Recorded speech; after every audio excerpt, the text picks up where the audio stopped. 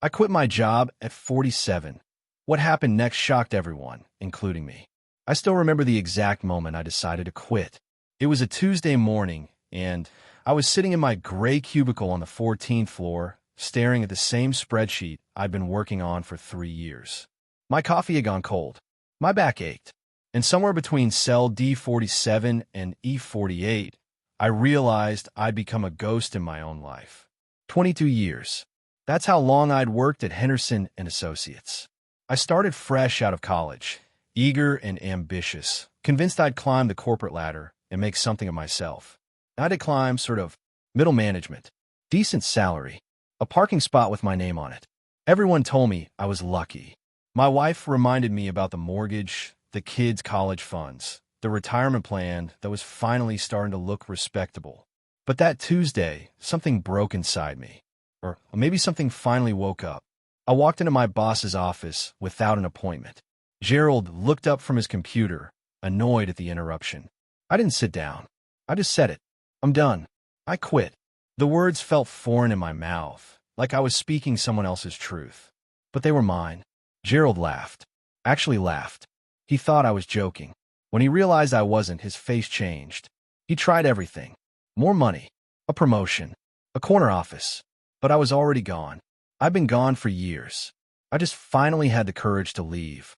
My wife didn't laugh. She cried. Not tears of joy, but fear. Raw, genuine fear. We had a screaming match that night that woke the neighbors. She called me selfish, reckless, insane. Maybe she was right. I had no plan, no backup job, no safety net. At 47, I was supposed to be securing my future, not demolishing it. The first month was hell. I'd wake up at 6 out of habit, then remember I had nowhere to go. The silence in the house was deafening. My wife barely spoke to me. My friends thought I'd had a breakdown. My father called me a fool. I started doubting everything.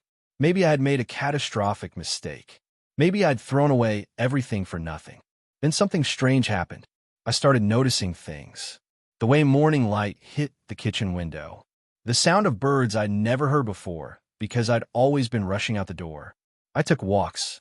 Long, aimless walks where I didn't check my phone every 5 minutes. I started reading again. Real books, not business journals. I remembered I used to paint before the job consumed everything. One afternoon, I set up an old easel in the garage. My hands shook as I mixed colors I hadn't touched in decades. The first painting was terrible. The second was worse. But by the third, something started flowing again. Something I thought I'd lost forever. A neighbor saw my work and asked if I'd paint something for her daughter's room. I said yes. She paid me $200. It wasn't much, but it was the first money I'd earned doing something I actually loved. She told her friends. They told their friends. Suddenly, I had commissions. Not enough to replace my old salary, but enough to contribute. My wife noticed the change in me. I was present again, really present. Not just a tired body collapsing on the couch every evening. We started talking again. Really talking. She admitted she'd been scared, but also that she'd watched me disappear over the years, piece by piece, and hadn't known how to save me. 6 months after I quit, a gallery downtown agreed to show my work. The opening night was small, just 20 people, but I sold 3 paintings. A local magazine did a feature on me. The executive who became an artist at 47. They made it sound romantic.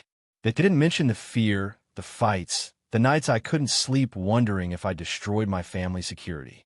But here's what shocked me most. It wasn't a modest success. It wasn't even the joy of painting again. It was this. I'd spent 22 years building a life I thought I was supposed to want, and it took losing it all to discover what I actually needed.